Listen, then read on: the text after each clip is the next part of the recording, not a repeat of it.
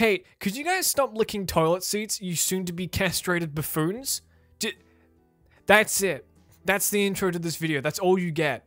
Stop licking things in general. Just for a short minute, alright? Go back to your sewer-dwelling behavior when this is all over, but for now, stop licking shit. We, as a planet, as a people, and dare I say, a society, are in the thick of this global pandemic right now, which is actually different than an epidemic, which I did not know, but, you know. Loading channel.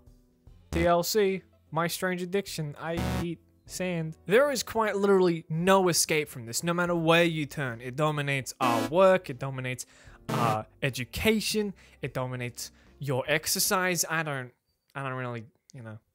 But the thing it dominates the most is our heart. Just kidding. It's the news cycle. No matter where you turn, no matter what you do, no matter what country you live in, there is probably going to be daily news about how your country is tackling coronavirus, or at the very least, the rest of the world's response. And by the rest of the world, I mean America.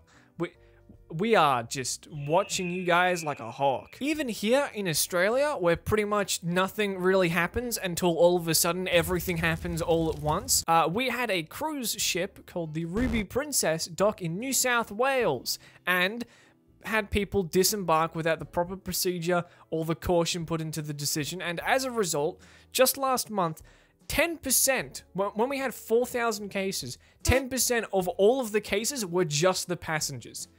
A quarter of the deaths were just the passengers. Even now, almost like the majority of the cases in New South Wales can be traced back directly to a passenger of that cruise liner, which is such a massive fuck up. I would be surprised that the world doesn't talk about it more if America just didn't exist. Oh no! Oh, no one saw this coming. He's never, not once has he ever stopped helping or funding or started to pull out of an organization that generally benefits people as a whole. He's never done that. Never. The health of Americans are his top priority. No.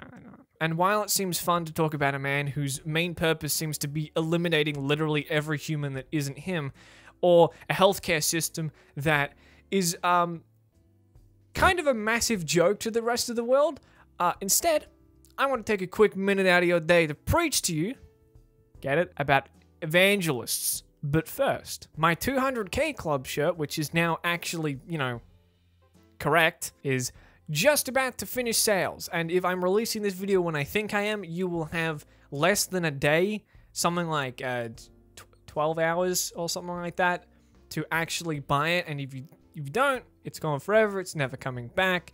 And, you know, if you want to support me directly, buying this shirt is the best way to do it. And if you do, Tag me on your Instagram story if you buy it. Alright, thanks. Evangelists, and specifically televangelists, have been on my mind as a video topic for a while now, because I find them unbelievably interesting. Not for the reasons they want, but all of the things about them that just grab my heart and keep it forever, just fucking captivate me as a whole, has been exemplified by this pandemic, and has somewhat brought them more into the general view of the public and also the law. I'll get to that. I'm pretty sure most of my audience is American, so some of you, if not most of you, I'm not sure how aware the general American public is to this, but at the very least, some people live in actual countries, like, I don't know, one of those European ones that has good healthcare. So some of you Americans may actually know where this video is heading already, but some of you won't. So, just to put it briefly, televangelism is basically just evangelists, which are people that preach the word of God, but they're doing it through a television, and they get It's basically like Christian content creators, but actually way worse than that, because Christian content creators sounds kind of fun. And just to spice up this already smoking hot video, I'm going to be interluding it with fun facts about Christianity.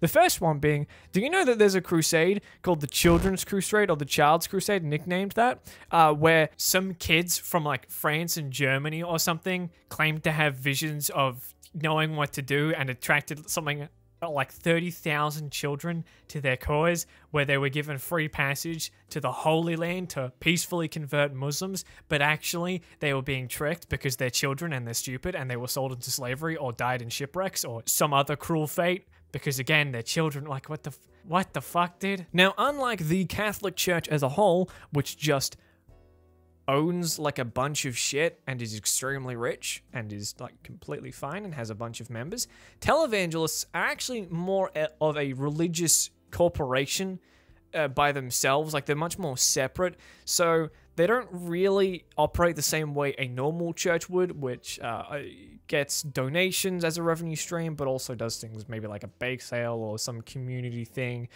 Sometimes directly gets funds from the Catholic Church itself. Unfortunately, televangelists don't do bake sales, which would have made this video so much more interesting. And with the power of God, I dispel this demon with my delicious peppermint slice. So as a result, these corporations rely pretty heavily on donations from, or tithings from their viewers and their audience. And you may now start to realize that may influence their decisions when a vast majority of their revenue stream comes directly from people. And also that's exemplified by the fact that it's tax-free. The donations, they're tax-free because it's a religious corporation, and a lot of them are very rich, and they also get a lot of other tax exemptions because of, you know, their status as like a religious corporation. You probably know where this is going now. Fun fact number 2. As seen by the church, I am something called a lapsed Catholic, which to you and me means I'm not Catholic, but they just refuse to admit that I don't believe in God anymore. It's just a fancy way of saying I'm not with the church, but they still get to technically count me. These aforementioned tax exemptions leads to a very unique existence for them, because while they very much do preach the word of God, and there's definitely something about loving yourself and thy neighbor in their sermons somewhere, they're also very financially motivated, to the point where a lot of them preach a certain teaching that money is a sign of faith, and that donating to them specifically will give you good investments, good returns, because you will have God's favor. God will be on your side. He will see your faith and return unto you what you have given them twofold. Which sounds suspiciously like that that thing Martin Luther like wrote the Reformation about, where you could like pay your way into heaven, and it was really sacrilegious and against God and against the Bible. But I'm sure there's no similarities between buying your way into heaven and buying your way into heaven. You know, whatever. It's probably not that big of a deal. I wouldn't worry about it, honestly. Yeah, that's right. I've studied Catholic history, you bitch. I'm fucking unstoppable. But as you can imagine, this unique existence leads to the creation of some interesting characters. One of which being the ever mighty Kenneth Copeland, which has become more popular as a satirical image as of late because of his amazing statements, like he's going to blow the coronavirus away, accompanied by the best fucking image of him on the internet. Gus Johnson made a video about him. Go watch it. It's very funny. It's very, very good video.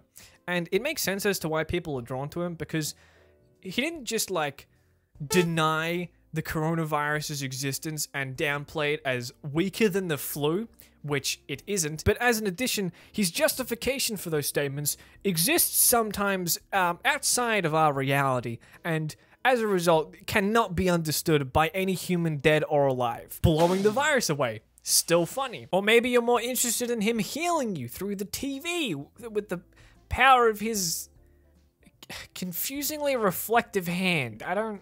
What is that? But that's why he's interesting. He's old, he's eccentric, he's wrong about a lot of things. He doesn't seem to understand the purpose of a highlighter, instead choosing to highlight like the entire fucking Bible, there can't be that much interesting stuff in literally every paragraph. Most of the Bible is just like flavor text. But I'll refrain from speaking about Kenneth Copeland from this point forward, because obviously Gus Johnson, again, watch video, but also because he's not the only person doing this, like not by a long shot.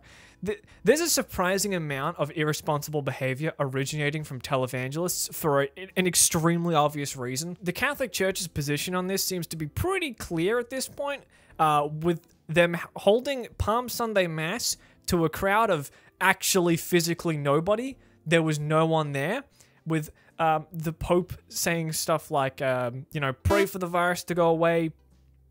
Obviously, he's religious. That's like the only thing he's supposed to do. Find out what is important to you in this time. Help those who are suffering and be nice.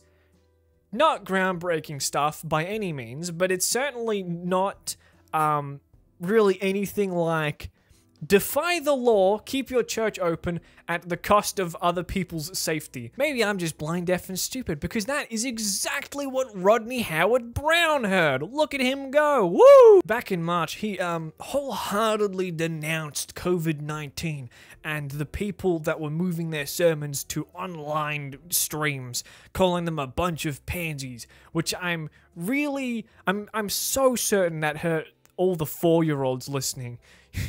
You fucking lightweight. Pansies. Ooh. He didn't just stop there, though. Many other televangelists actively disregard safety guidelines for their own profit. Now, he's a little bit of a little special. He's a little cookie by himself, a little treat, where he said that the church has to be the quote-unquote safest place or something like that.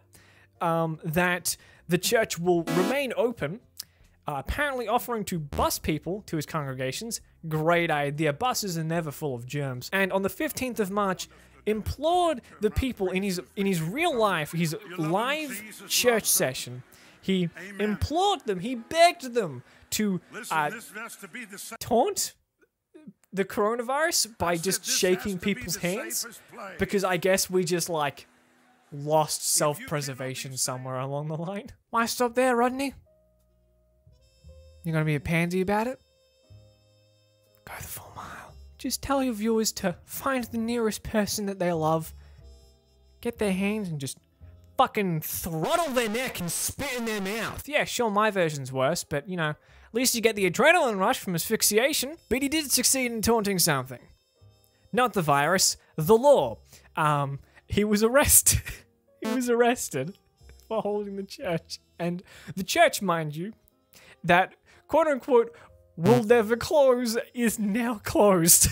Fun fact number 3. There's a story about God telling some dude to impregnate his dead brother's wife because that bloodline needs to continue or some shit. And he's a normal dude, but he's faithful. So he's like, all right, God, I'll do that one. I'll do you a solid, I guess, even though it's really weird. They're doing it, and at the last second, he has a change of heart or something, and he pulls out and he's like, God, please, no, I can't do it. It's my brother's wife. I can't betray him like this. Very normal human reaction. I think everyone would have a similar experience. And God just smites the man and kills him. Just turns him to ash. Yeah, because it turns out, if you just ignore all the things Jesus says in the New Testament, Old Testament God is like the definition of the word biblical. Like, he is brutal. He fucking murders people, dude. Oh my God. Now, I said before, there's actually a lot of people in similar positions saying similar things. Like, one, Jonathan Shuttlesworth, who just, like, defended Mr. I'm not going to close this church. Oh no, what's this? I'm being arrested. By criticizing the people that arrested him, criticizing the public for calling for him to be arrested even though he broke the law, saying that he was just like a God's servant trying to keep the only church in the state open. And I don't know if it was the only church service running in the state, but if it was, I would say for very good reason, being that America is fucking like dying. He even went a step further, saying that for Easter he's gonna hold a Woodstock-like event, you know, like a real life event, not online, real life, which would kill people. That's pretty objective. Like, that would objectively get people killed. But these preachers are just, in the most technical definition of the word possible, indirectly causing health concerns for their congregation. I present to you now Jim Bakker, a white man. I couldn't be bothered to research him. He is currently facing a lawsuit from the state of Missouri itself. Yeah, an entire state's going after him for promoting a COVID-19 cure created by, or something by, a woman named Cheryl Salman, who has Cell literally in her fucking name, who is technically a doctor who sells like home remedy shit and writes books and has based her career around a very specific thing, and you'll never guess what it is. Not viral infections. She has a book on fucking chia seeds, dude. So he just passed on her miracle 12-hour cure. Yeah, that's right. 12 hours to cure COVID-19. Despite the drug not having, or the ointment, I think it was an ointment, not having any FDA or FTC approval. Also, it costed $80 and $125 US, despite not actually delivering on the main like health benefits, being curing COVID-19, because as the attorneys in the lawsuit put it, there isn't a cure for COVID-19. Obviously, you know that, I know that, because we're young. We can read internet articles well, and we don't rely on Facebook for all of our news. But these shows rake in millions of views. They are unbelievably popular. Many people follow these preachers as if they like speak the word of God, which wasn't an offhanded comment. Many of them actually genuinely claim to speak the word of God, which is so sacrilegious. It's easy for us to dismiss this. I mean, it's even easier if you don't actually live in the Americas. For me, these people just look like total maniacs because we don't actually have televangelism. These people are genuinely a problem. Many of them are just flying around on their private jet, sometimes multiple private jets, and going to their mansions, but still telling people to send in money when the economy is kind of struggling already. So the call to action, I guess, I mean, if there really is one, I'm just more like talking about stuff at this point. But if you really want a call to action, it would be pretty obvious. If you have family or friends that post this kind of stuff on Facebook, or read this stuff or watch this stuff, and that they genuinely believe it and preach it to be true, do try and not just like tell them that their belief system is wrong and God is dead and everyone dies and it's an eternal nothingness. More tell them how the virus actually works, because that's a lot more tangible. Viruses are actually extremely complicated, but getting enough knowledge to understand how to be safe and what people in the news are talking about is actually extremely simple. In a nutshell, has a few videos, not just, they have a video on coronavirus and videos on like germs and viruses as a whole.